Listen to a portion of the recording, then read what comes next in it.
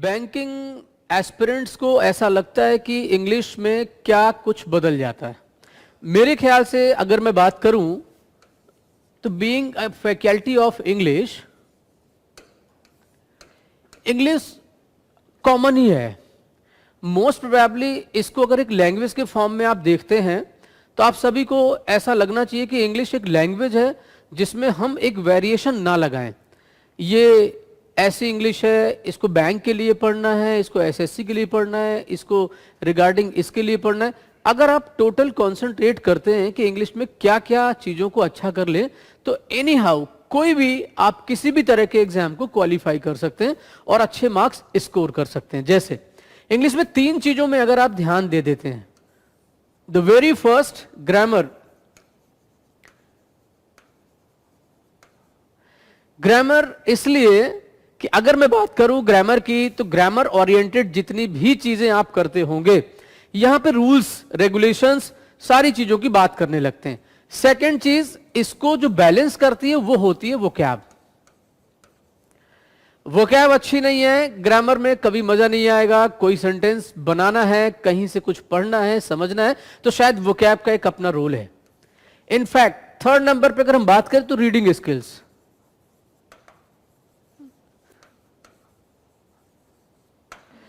ये 3 चीजों का कॉम्बिनेशन जिसका भी अच्छा है वो कोई भी एग्जाम कभी भी क्वालिफाई कर सकता है और अच्छे मार्क्स स्कोर कर सकता है।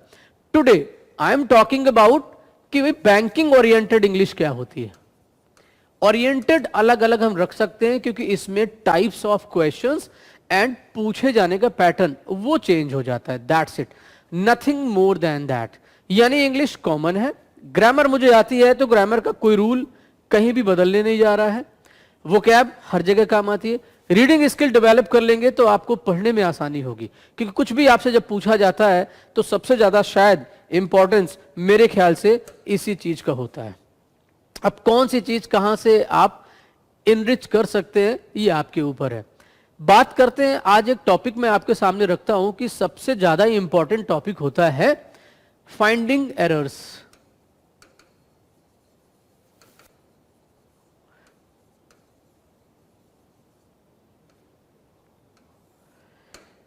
एक्चुअली एरर फाइंड आउट करना सभी को बहुत टफ लगता है। कई बार मुझे ऐसा लगता है कि जब आप एरर्स फाइंड आउट करने की बात करते हैं तो आपके दिमाग में एक फोबिया बनता है कि ओ माय गॉड कितने सारे रूल्स पढ़ने होंगे, पूरी ग्रामर पढ़नी होगी, टेंसेस की जानकारी होनी चाहिए, रूल्स के साथ साथ एक्सेप्शनल केसेस भी आने चाहिए। मैं मानता हूं कि इतनी सारी चीजों पे पकड़ रखनी है बट इतना सारा नहीं पढ़ना है। The most authentic part is that कि क्या नहीं पढ़ना है, अगर इस पे भी फोकस कर लेंगे तो शायद चीजें आसान हो जाएंगी। फाइंडिंग एरर्स का सबसे अच्छा जो फॉर्मूला है उसमें आप क्या क्या पढ़ सकते हैं, 2 चीजों की अहम भूमिका होती है। सबसे पहला पार्ट आपका जाता है, हाँ मैं मानता हूं कि पूरी पार्ट्स ऑफ स्पीच का नॉलेज होना जरूरी है। जब तक parts of speech variable condition में आपको नहीं आती है, आपको इसको अलग अलग इनकी पहचान नहीं पता है तो आप किसी भी स्टेटमेंट में कोई एरर फाइंड नहीं कर सकते हैं। सेकंड नंबर पे आपको टेंसेस की जानकारी अच्छे से होनी जरूरी है। टेंसेस ये इवैल्यूएट करने की क्षमता देता है आपको कि कौन से टेंस में फिर हम किस फॉर्मेट में कौन से वर्ड को चेंज कर सकते हैं। इट मींस अगर मुझे पार्ट्स ऑफ स्पीच की जानकारी है और पार्ट्स ऑफ स्पीच में कितनी तरह के पार्ट्स ऑफ स्पीच हो सकते हैं, यानी अगर हम सबकी बात करें तो यहां पर बात आती है noun, pronoun, of course adjective, then verb, then adverb, conjunction,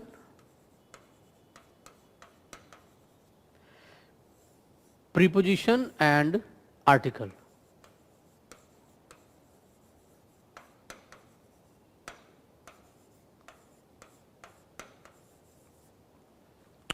अगर मुझे ये 8 टॉपिक आते हैं तो फिर मुझे कोई प्रॉब्लम नहीं है।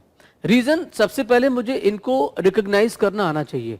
एक स्टेटमेंट में जब पूरा सेंटेंस लिखा होता है उस सेंटेंस में मुझे अलग अलग डिफाइन करने की जरूरत है। अगर आप नाउन, प्रोनाउन, एडजेक्टिव और कंजंक्शन, प्रीपोजिशन आप पहचान नहीं पाते हैं तो फिर श्योर आपको फाइंडिंग एरर्स में प्रॉब्लम होने जा रही है। यानी स्पॉटिंग एरर की बात करें तो आपको पार्ट्स ऑफ स्पीच सारी पहले से आनी जरूरी है। इसके बाद टेंसेस में, टेंसेस का कोई बहुत ज्यादा आप नहीं समझ सकते क्योंकि इसमें present tense, past and future,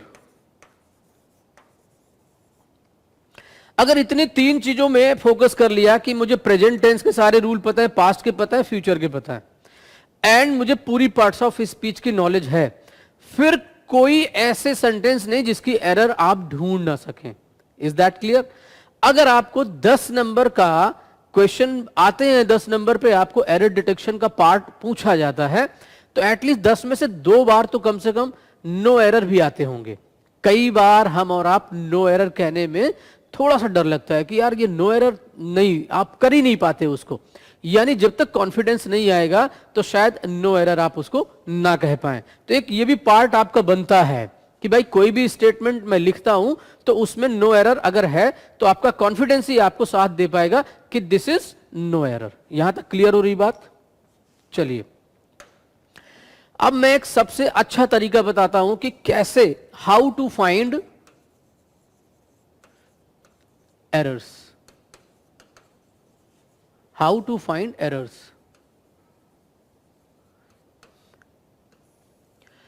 basic formula आज एक ऐसा सेंटेंस के थ्रू सारी चीजें आपको क्लियर कर दूंगा।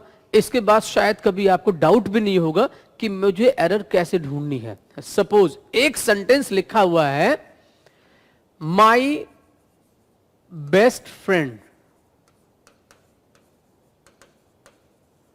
माई best friend is living in the same house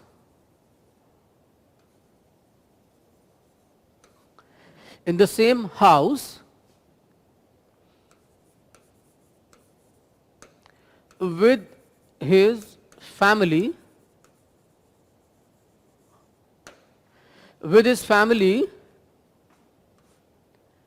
without paying rent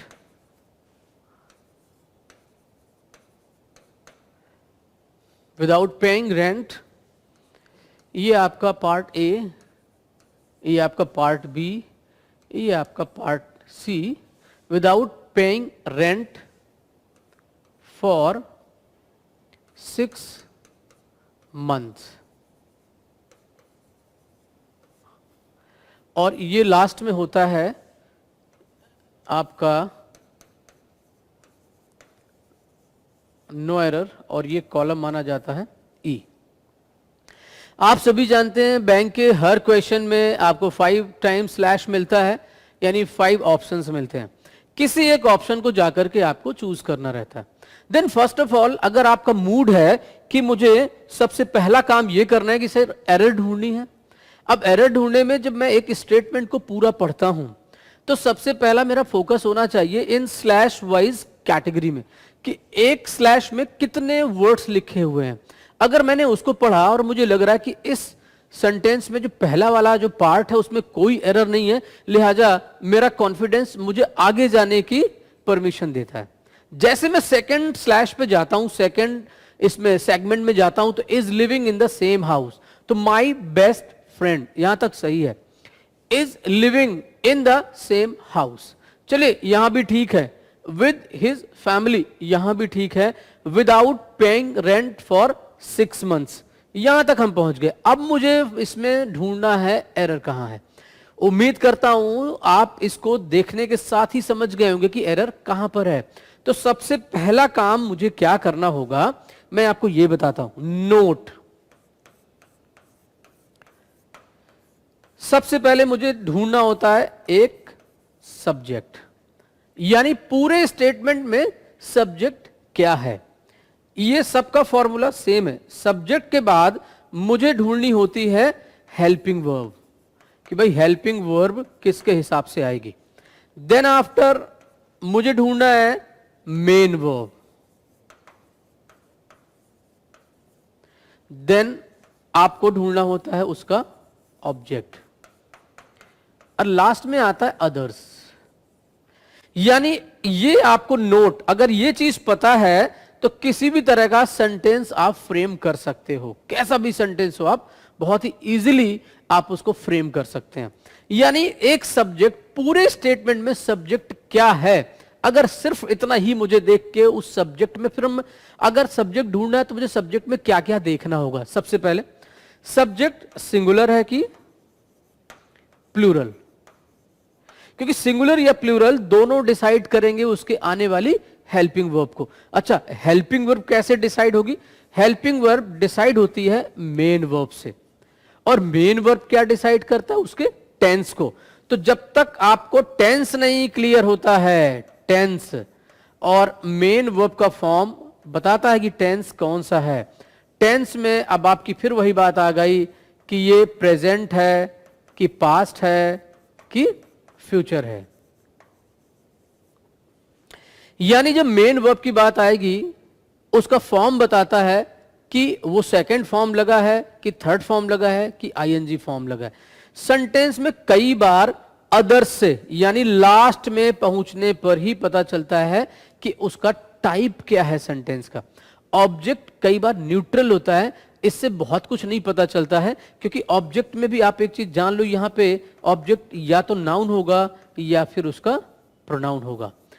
तीसरी चीज ऑब्जेक्ट हो ही नहीं सकती है। मैं अभी इसके अगले ही पार्ट में जाऊंगा कि मैं यहां से भी एलोबरेट करना स्टार्ट करूंगा कि सब्जेक्ट में अगर मुझे ढूंढना है, हालांकि सब्जेक्ट दो चीजें बनती हैं, या तो नाउन होगा, समझ रहे हैं आप, या फिर वो प्रोनाउन होगा। बस दो चीजें ही सब्जेक्ट का काम कर सकती हैं। और जब सब्जेक्ट का काम दो ही चीजें कर सकती हैं तो उसमें मुझे क्या देखना है? फिर मुझे देखना उसका नंबर। और अगर मुझे नंबर क्लियर हो गया कि वो सिंगुलर है कि प्लूरल है, तो मुझे हेल्पिंग वर्ब लगाना बहुत आसान हो जाएगा। और जैसे हेल्पिंग वर्ब आसान हो जाएगा तो हेल्पिंग वर्ब में is, am, are, was, were, has, have, had, will, shall जो भी आ सकता है वो डिसाइड करने का काम करता है मेन वर्ब। यानी कि इस टेंस के हिसाब से जब देखना होगा तो एक सेकंड पॉइंट आता है टाइप ऑफ सेंटेंस। यानी द फर्स्ट थिंग मुझे क्या क्या ढूंढना है? Type of sentence. अगर मुझे सेंटेंस का टाइप समझ में आ जाता है तो मुझे टेंस और टाइप ऑफ सेंटेंस दो चीजें मिल करके, सिर्फ दो चीजें, टेंस एंड डेफिनेटली हम क्या चूज करते हैं उसमें से? आपको ये टेंस की कैटेगरी अगर क्लियर हो गई कि सर टेंस कौन सा है, then after type of sentence ये टाइप क्लियर हो जाए। अब फिर से एक सेंटेंस पढ़ना शुरू करता हूं मैं आपके सामने। अब आपको रियलाइज होगा कि एक्चुअली एरर कहां है। हमने देखा माई बेस्ट फ्रेंड, मेरा सब्जेक्ट क्लियर हो गया है और यह भी क्लियर हो गया है कि यह सिंगुलर है। क्या है? ये सिंगुलर है। Is it clear? यस। तभी तो इज लगा है। Is living in the same house, उसी घर में रह रहा है, विद हिज फैमिली, अपने परिवार के साथ, विदाउट पेइंग रेंट, बिना किराया दिए, फॉर 6 months। अब जो फॉर 6 months का सिस्टम यहां पे रखा गया है, पिछले 6 महीने से, या 6 महीने से रह रहा है। अब ये क्या कर रहा है? एक चीज तो तय हो गई कि ये प्रेजेंट टेंस का सेंटेंस है, क्योंकि अभी रह रहा है, चूंकि टाइम दिया है। यानी जब हम टेंस की बात करेंगे तो नेचुरली मुझे कंफर्म हो गया कि ये प्रेजेंट का है, और चूंकि टाइम दिया है तो ये प्रेजेंट का परफेक्ट कैंटिन्यूअस है। अब प्रेजेंट परफेक्ट कैंटिन्यूअस में क्या आता है? सिंगुलर नंबर का अगर सब्जेक्ट है तो आप समझ लीजिएगा कि प्रेजेंट में है तो आएगा हैज बीन। क्या आएगा? हैज बीन और वर्ब की आईएनजी। अब यही से अंदाजा लगा सकते हैं कि my best friend is living जहां लिखा है यहीं पर गलत है, और ये हो जाएगा has been due to this reason, क्योंकि टाइम यहां पर मेंशन है। वही चीज मैं आपको बता रहा था कि अदर्स के पार्ट में जब जाओगे तब नेचुरली आपको वो एरर फाइंड करने को मिलती है। It means this is not a good thing कि हम स्टार्टिंग में ही कोई चीज पढ़ के और तुरंत डिसाइड कर लें। यानी कौन कौन सी चीजें बहुत महत्वपूर्ण है अब आप समझ गए होंगे। मैंने यहां पर नोट लिखा हुआ है। एक कोई भी सेंटेंस जब बनाते हैं तो एक चीज यहां पर कंफर्म हो गई है कि हम सब्जेक्ट के साथ हेल्पिंग वर्ब के साथ मेन वर्ब के साथ ऑब्जेक्ट एंड अदर्स, ये फॉर्मूला हर जगह काम करता है। कोई भी किसी को भी ये डिस्टिंग्विशमेंट इसमें है ही नहीं कहीं से भी। It means if you know how to maintain a dignified a meaningful sentence, then first of all we have to choose a single subject, then after we have to add helping verbs according to tense, and then after type of verb कि verb का form क्या होना चाहिए। यानी आपको first form चाहिए कि आपको सेकंड फॉर्म चाहिए कि आपको थर्ड फॉर्म चाहिए या फिर आईएनजी फॉर्म चाहिए। अब ये डिसाइड करता है पूरा फॉर्मेशन या पूरे सेंटेंस का टाइप। तो टाइप जब क्लियर हो जाता है, और ये टाइप क्या था, प्रेजेंट का परफेक्ट कैंटिन्यूअस। और जब दो चीजें कंफर्म हो गई कि प्रेजेंट का परफेक्ट कैंटिन्यूअस है तो जाहिर सी बात है सिंगुलर सब्जेक्ट है तो हैज बीन आना चाहिए था, ना कि इज। तो जो मेरा आंसर है वो बनेगा बी। उम्मीद करता हूं ये जो मैंने चीज आपको समझाई ये हर स्टेटमेंट में इंप्लीमेंट होती है और आपको किसी तरह का भी कोई डाउट नहीं होना चाहिए। यानी अगर मैं डिसाइड करूं कि मुझे कौन सी चीज को यहां पे डिस्कस करके हिसाब से चलना है, तो अब आपको बात आती समझ में कि एरर्स के पॉइंट ऑफ व्यू से फॉर एरर्स सबसे ज्यादा क्या पूछा जाता है। For errors important topic.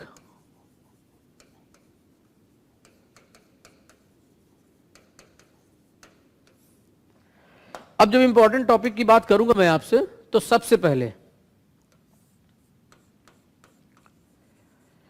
Noun, second, इनको दोनों को एक में रख सकते हैं। और रीजन इज दैट कि आपको ये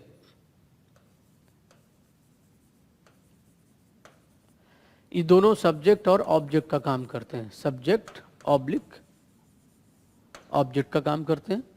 देन आफ्टर जैसे ही डिसाइड होता है तो सबसे पहले वर्ब आती है और वर्ब में बहुत सारी चीजें आपको पढ़ाई जाएंगी।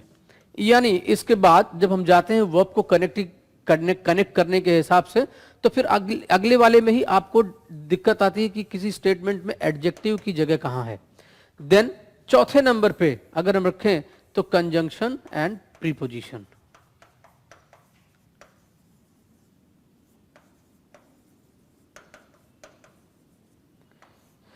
यानी अगर मैं आपसे कहूं कि अगर हम कंजंक्शन एंड प्रीपोजिशंस को रखते हैं तो मैं इसको फोर्थ कंडीशन में रखता हूं। यानी the very first thing subject को आइडेंटिफाई करना है, यानी वो नाउन है कि प्रोनाउन है, इस पे सबसे ज्यादा फोकस करना होगा।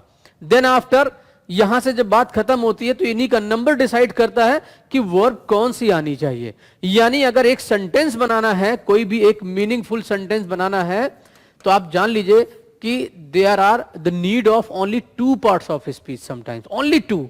क्या क्या? एक सब्जेक्ट एंड ऑफ कोर्स एक वर्ब। एक सब्जेक्ट और एक वर्ब पूरा स्टेटमेंट फाइनलाइज करते हैं। बहुत छोटे स्टेटमेंट की बात करूं तो अगर मैं कहूं आई गो, तो अपने आप में सेंटेंस पूरा है। आई मेरा सब्जेक्ट है और गो मेरी वर्ब है। यानी सिंगल अगर आप दो चीजों को रख लेते हैं एक सेंटेंस बनाने के लिए, सेंटेंस हाँ छोटा जरूर हो जाता है। यानी सेंटेंस की लेंथ को बड़ा करने के लिए फिर हमें इन सारी चीजों की तरफ जाना पड़ता है कि मुझे एडजेक्टिव लगाना पड़ेगा, और इसमें एडजेक्टिव के साथ साथ हम एडवर्ब की बात भी कर लेते हैं। इसी में आपसे आर्टिकल की बात भी करी जाती है। यानी पार्ट्स ऑफ स्पीच तो सारे इंपॉर्टेंट हैं, लेकिन जो बेस्ट है, सबसे ज्यादा जो एरर आती है वो आती है सब्जेक्ट वर्ब एग्रीमेंट।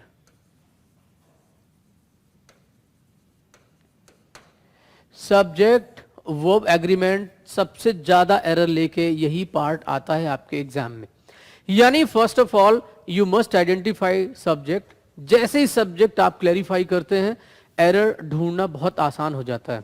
यानी आधी आपकी चीजें क्लियर हो जाती वहीं से। और जैसे ही आपको सब्जेक्ट का नंबर और टाइप्स ऑफ सेंटेंस, तीन चीजों पे आप काम कर लेते हैं, किसी भी तरह की सेंटेंस की कोई भी एरर आप ढूंढ लेते हैं। मैं अब आपको एरर ओरिएंटेड कुछ चीजें बताने जा रहा हूं, जिसमें से आपको डायरेक्ट एकदम एरर फाइंडिंग में ही आपका दिमाग जाएगा। सपोज करते हैं कि अगर मैं कंजंक्शन की बात करूं आपसे, कि सर आपने इतनी सारी पार्ट्स ऑफ स्पीच लिखी हैं, तो क्या कोई ओरिएंटेड बिल्कुल आप ऐसे समझ सकते हैं कि कंजंक्शन की एरर आती है तो किस तरीके से आती है। यानी कंजंक्शन कनेक्ट करता है जंक्शन। यानी अगर मैं बात करूं कि कंजंक्शन की रिक्वायरमेंट, अगर हम बोले कि कंजंक्शन की भी बहुत एरर आती है, और ये ऐसी एरर है, कंजंक्शन की एरर ऐसी होती है जिसमें आप डायरेक्ट किसी भी स्टेटमेंट को जब आप पढ़ते हो तो आपको सीधा रिफ्लेक्ट होती है उसकी एरर। यानी कुछ ऐसी एरर्स होती हैं जो हिडन होती हैं, बट कंजंक्शंस की एरर कई बार हिडन नहीं होती है, ऊपर से ही दिखने लगती है कि भाई यहां पर इस चीज की प्रॉब्लम है, ये हिडन नहीं होती है। कैसे, इस चीज को मैं आपको समझा देता हूं। सपोज एक बहुत ही ज्यादा पूछा जाने वाला एक कंजंक्शन होता है, not only but also.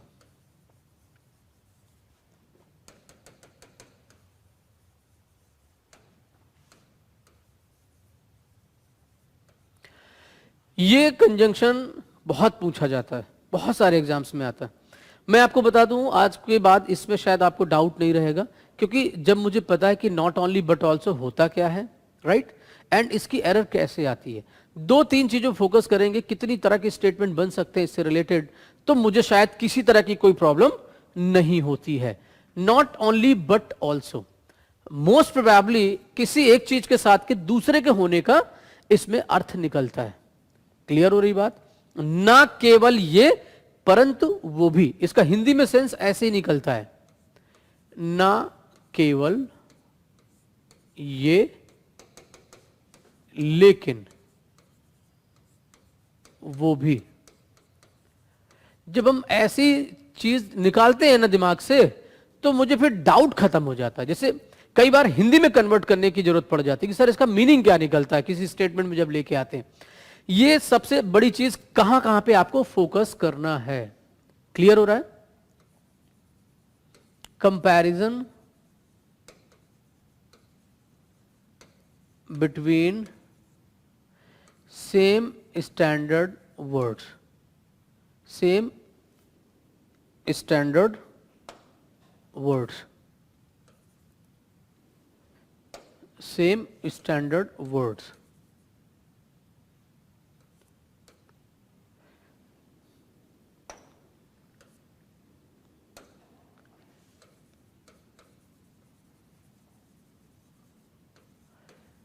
Same standard words मतलब अगर आप इसको देखेंगे तो जो आप जिस तरीके से उसका कंपैरिजन होगा उसी के साथ ही होगा। यहां तक बात क्लियर हो रही है? यानी जिससे कंपेयर करेंगे ठीक उसके पहले ही उसका यूज किया जाता है। सेम स्टैंडर्ड वर्ड्स यानी अगर हम वर्ब की तुलना वर्ब से करेंगे, सपोज हमें वर्ब को कंपेयर करना है, तो verb will be compared what with verb, with verb. यानी सेम पार्ट्स ऑफ स्पीच का आप इसमें क्या दिखाएंगे? Comparison, same parts of speech. और इसकी ऐसे ही एरर आती है। अभी मैं आपको एक सेंटेंस के through not only but also पूरा समझाऊंगा, और फिर उसके बाद आपको एरर तुरंत समझ में आ जाएगी। कैसे? एक स्टेटमेंट लिखता हूं मैं,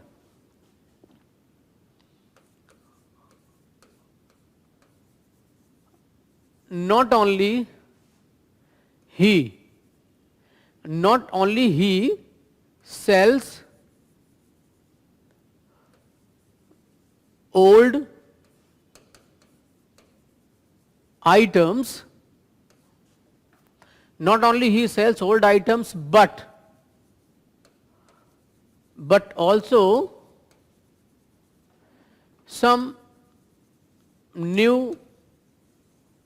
toys on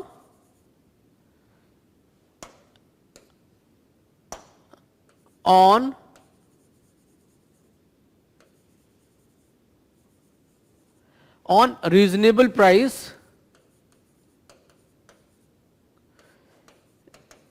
in that market, in that market.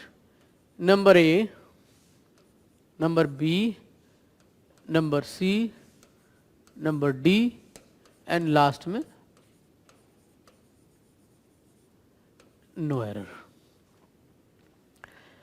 अब आप इस स्टेटमेंट को जब आप पढ़ लेते हो तो नॉट ओनली ही sells old items but also some new toys.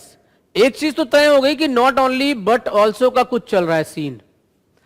तो एक बहुत ही अच्छा तरीका है इसको जानने का कि you should go through first but also. आप बट ऑल्सो देखो कि कहां लगा है, यानी बट ऑल्सो का यूज कहां हुआ है. तो उसके आगे के वर्ड देख लेना, सम न्यू टॉयज. तो ये न्यू टॉयज बेटा क्या है, एक तरीके से देखा जाए तो टॉयज नाउन. क्लियर हुआ बेटा? यानी नाउन की तुलना नाउन से की जानी चाहिए. तो नॉट ओनली ही सेल्स, अब नॉट ओनली तो लगा है किसके पहले, प्रोनाउन के पहले. यानी प्रोनाउन की तुलना नाउन से नहीं हो सकती है. तो बट ऑल्सो अगर आप पहले देखेंगे तो वहां पे पता चलता है कि वो ट्वाइस के पहले लगा हुआ है. ट्वाइस के पहले एडजेक्टिव लगा हुआ है. तो एडजेक्टिव प्लस नाउन, यानी कंपैरिजन हुआ है एडजेक्टिव प्लस नाउन का. तो पीछे देख लो कहां पर एडजेक्टिव प्लस नाउन लिखा हुआ है. तो ये हो जाएगा ही सेल्स नॉट ओनली. यानी इस नॉट ओनली की पोजीशन अगर हम यहां पे लगा देंगे तो सेंटेंस पूरा सही हो जाएगा. यानी पार्ट ए में एरर है. कहां एरर है, पार्ट ए में. और क्या करेंगे, he sells not only old items, यानी ये नॉट ओनली हट करके और इस जगह पर आ जाएगा. तो ये नॉट ओनली हट जाएगा इधर, यानी फर्स्ट पार्ट में एरर मानी जाएगी. He sells not only old items but also some new toys. बाकी पूरा सही है, क्योंकि आपको जब नॉट ओनली बट ऑल्सो की थीम पता है तो आप उसको तुरंत कर लेंगे. अगला एक स्टेटमेंट में और लिखता हूं, आप और समझ जाएंगे कि जैसे मान लीजिए लिख दिया जाए not only this company, not only this company manufactures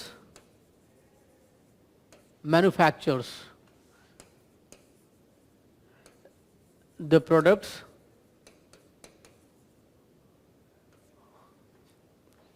but also repairs them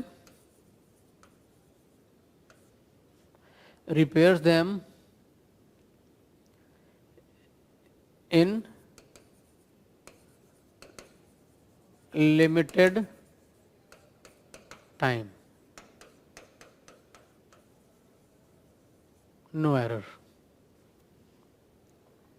Number A, number B, number C, number D and number E.